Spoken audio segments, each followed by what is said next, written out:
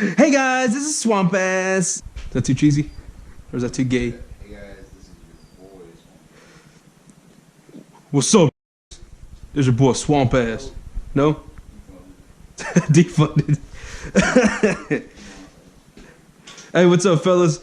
It's your boy Swamp Ass, and I'm bringing you another video. This one's gonna be a maintenance video, and today I'm gonna be replacing the wheel bearing on my 2016 Honda Rubicon.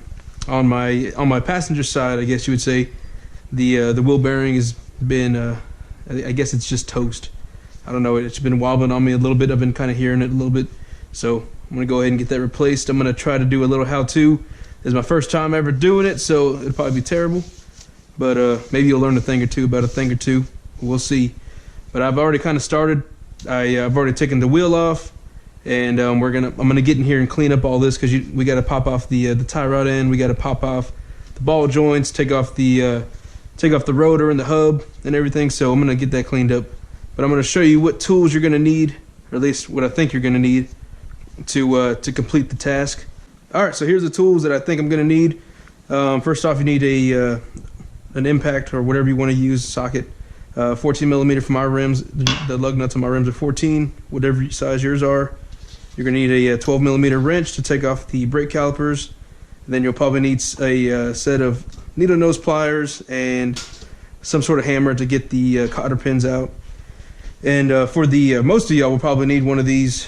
Mine's a 30 millimeter for the castle nut. Most people will probably need to use an impact, but I'm gonna use Old Faithful here. Got some grip strength. You need some snap ring pliers, and then a ball joint separator. I don't know, I'm not sure if that's necessary or not, but I got one just in case. And of course your new bearing and some grease, and most importantly, your safety goggles and all of your PPE. Of course, you got some gloves so you don't get your hands dirty. Just got my hands manicured, so I don't want to get those all nasty. Something that'll also help out a lot is a 20-ton press. Not necessarily a 20-ton press, but just some sort of a press to help push that bearing out. Otherwise, you can try to do it with a, I guess, a hammer and, I don't know, shear wheel. What do they need? And if you're not fortunate enough to have a shop press inside your garage, then you can try to get your bearing out with I guess a hammer and a good old 2x of some sort to try to press it out. But unfortunately, I can't help you there. I am fortunate enough that my buddy's letting me use his shop press, so I'm gonna be taking full advantage of that.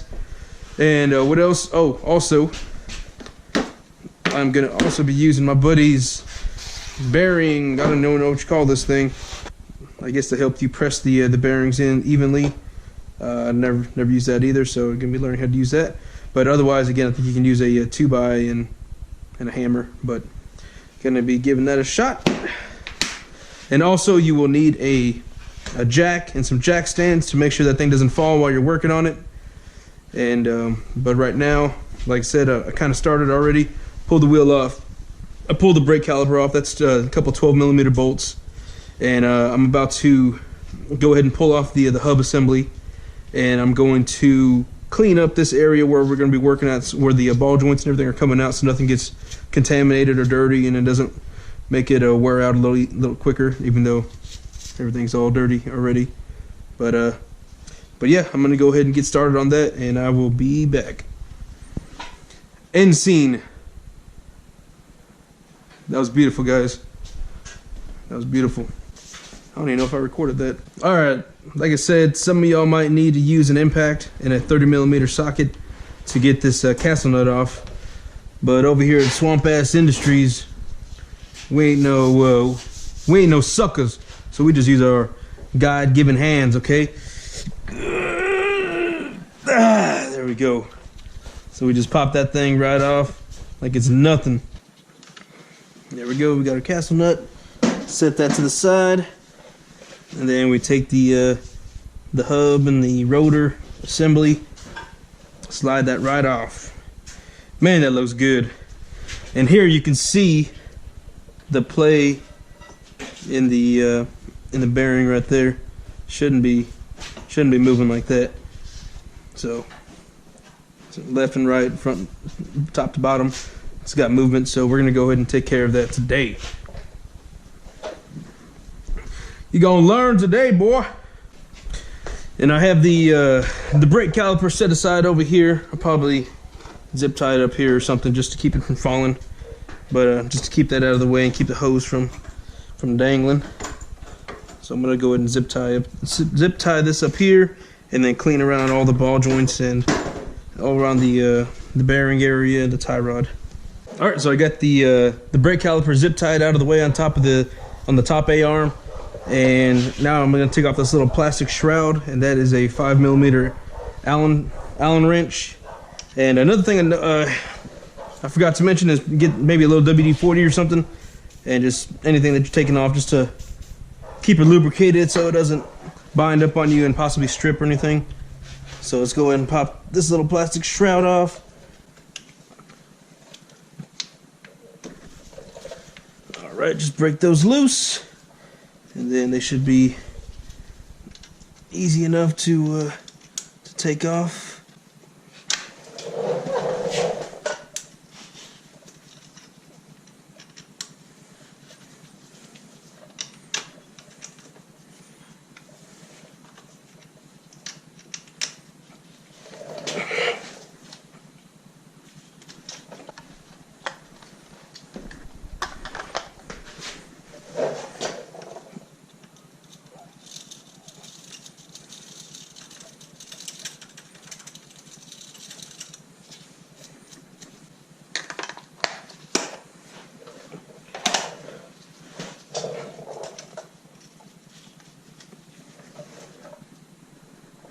All right, there we go.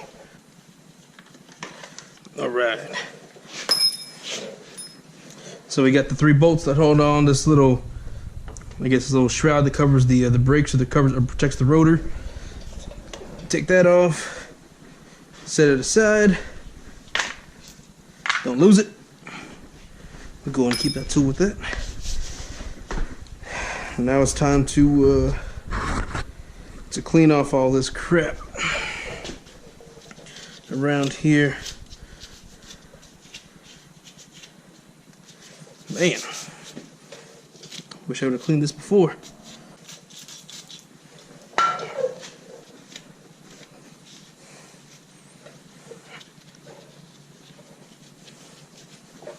All right, so now we're gonna start disassembling the tie rod end and then the ball joints. And to start, we need to get all these cotter pins out. There's one here for the I guess the outer tie rod end, and then one for the lower ball joint here, and then another one. I don't know if you can see it. There's another. I don't know if you can see it, but the cotter pin in here for the other ball joint, the upper ball joint. So I'm gonna start working on getting those out. And what I used for the castle nut was a pair of needle nose pliers. Straighten this out, and then use a hammer if you can't pull it straight out, just to kind of gently tap it out. But we'll see what happens. And I'll try to get you some footage of me taking it out. Maybe not though, because I'll look like an idiot doing it. But that's what's next. Alexa, pause.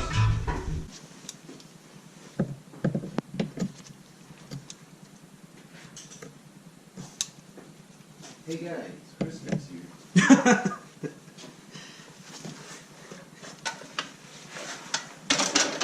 Welcome to the Scotty Kilmer channel. What? We're saying these are pieces of junk.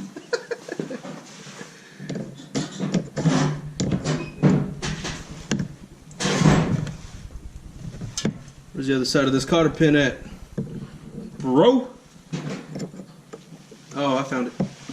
Thought you could hide. I found it.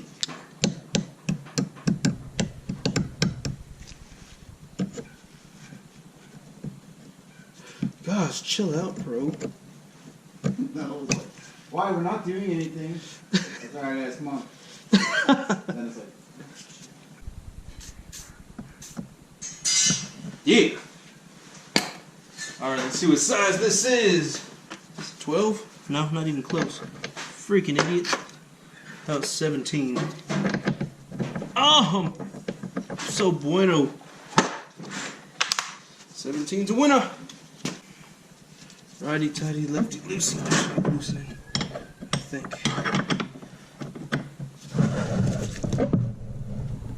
Oh yeah, that's it. Why am I not using a socket? I don't know. Even better, I got an impact, man. Beautiful. Came right out. And then this piece, I don't really know yet. I don't really know how this tie rod pops. I don't know if I just pop it, hit it out, or what.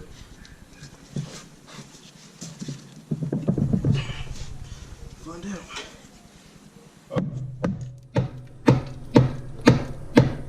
Yep, looks like it just pops right out.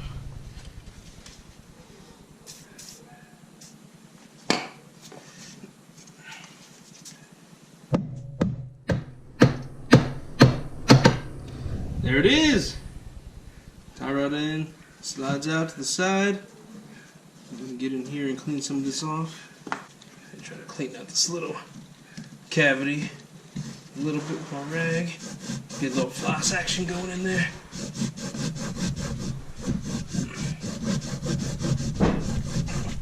Oh yeah, that's like it's brand new from the factory, man. It's good stuff. Hopefully this tie rod isn't just sitting in y'all's face. If it is, I apologize. Can't tell. But alright, so we got that part off. Now it's time for the upper and lower ball joint cotter pins. And then once we take those out, we can loosen the nuts up. And then before we completely loosen them, we're going to take that ball joint separator and pop this boy loose. And I'm going to go ahead and put this, oh shoot. Did I lose that cotter pin? Hope not. And where did I put that cotter pin yet, yo? Trey, where'd you put the cotter pin? Oh, Trey, you want to start like that with me? Ah!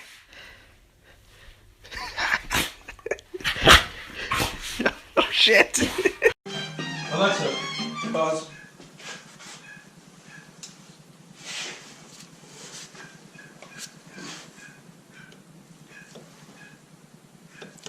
What is that dog barking at?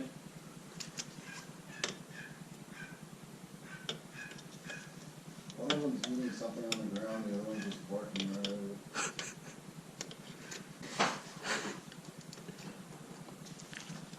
it. Alright. See if we can get this little cotter pin to tap out. Ooh! These ball joint cotter pins seem like they're pretty easy. At least this lower one was. Huh. Well, that was simple. That was easy! Oh shoot, now we gotta do the upper one. That one might not be so easy. Let's see what size these ball joint bolts are, nuts. 17 also. I love it, Honda. Ow! I had to say something. I had to say it was too easy.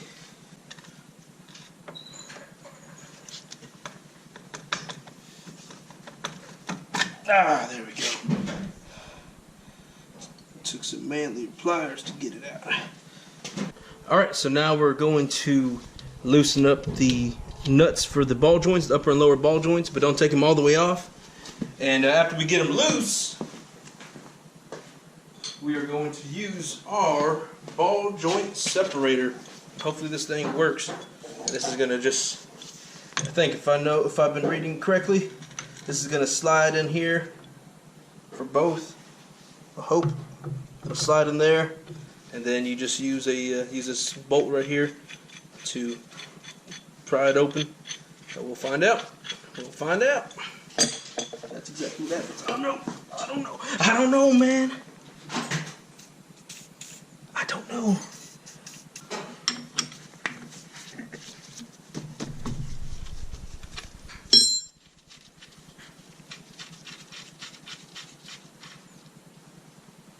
Alright, here is our ball joint separator, and according to the Honda manual, it recommends putting grease on here and then grease around the threads to help prevent damage. So I'm going to go ahead and do that. We're going to take we're going to slide the bottom of the ball joint boot It's going to go right here, and then this little handle right here, or this little lever I guess, will go under the nut where the bolt goes. And as you tighten this, it applies pressure and it'll eventually pop and separate it, I guess. Who knows? Never used it, so find out.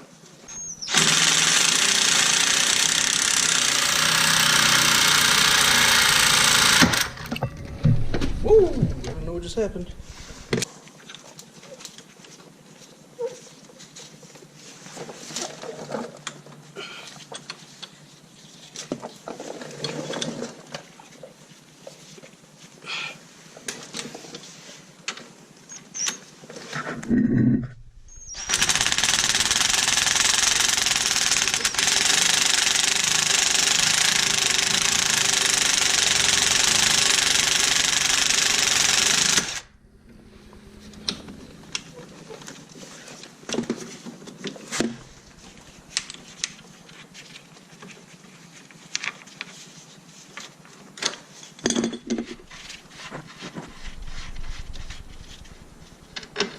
Goes that one.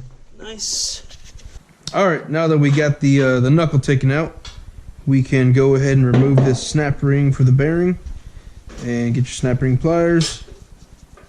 And I've never used a pair of these before, but I'm assuming you just stick them inside the slot, squeeze. Ooh, those are in there pretty good. I don't know if these are going to do it. Interesting. Let's try throwing on a little bit of liquid persuasion. See if that helps any.